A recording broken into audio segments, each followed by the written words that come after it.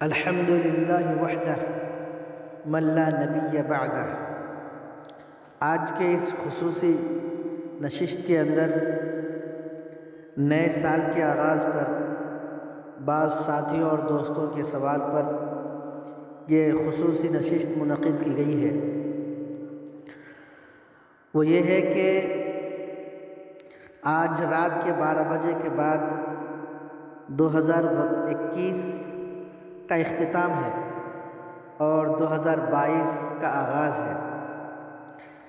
اس کے لیے بعض حضرات یہ پوچھتے ہیں کہ بھائی نئے سال کے منانے کا طریقہ کیا ہے؟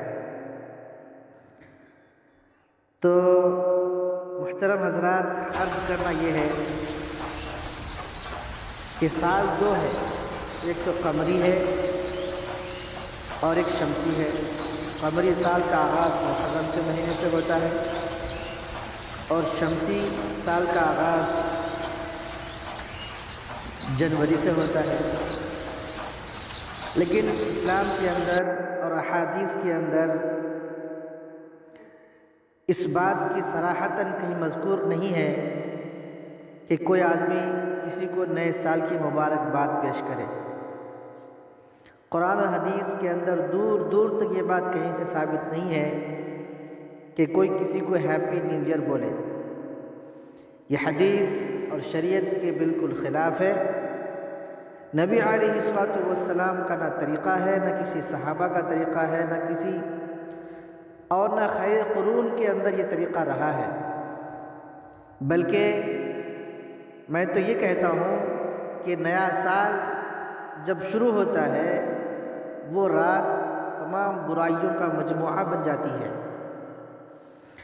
کتنے سارے فحاشی اور عریانیت اور غیر شرعی کام، ناچ گانے اور ایسے کام جسے دیکھ کر انسانیت شرمسار ہے، جو در حقیقت اللہ کے عذاب کو دعوت دینا ہے۔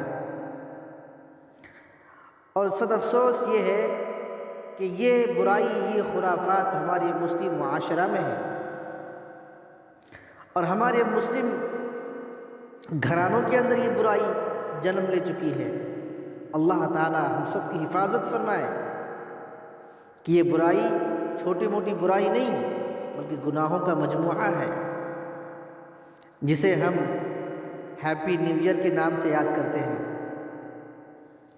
ایک بات یاد رکھیے کہ یہ دنیا کی زندگی ہمیشہ نہیں، بلکہ ایک دن موت آئے گی اور پھر اس دنیا سے ہم رخصت ہو کر چلے جائیں گے۔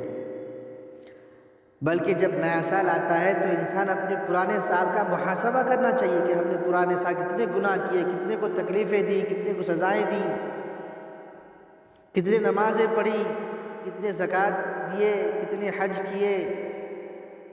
حج تو سال میں ایک بار، زندگی میں ایک مرتبہ ہے، زکوٰۃ سال میں ایک مرتبہ ہے، کتنے نمازیں پڑھی، کتنے صدقات خیرات کیے۔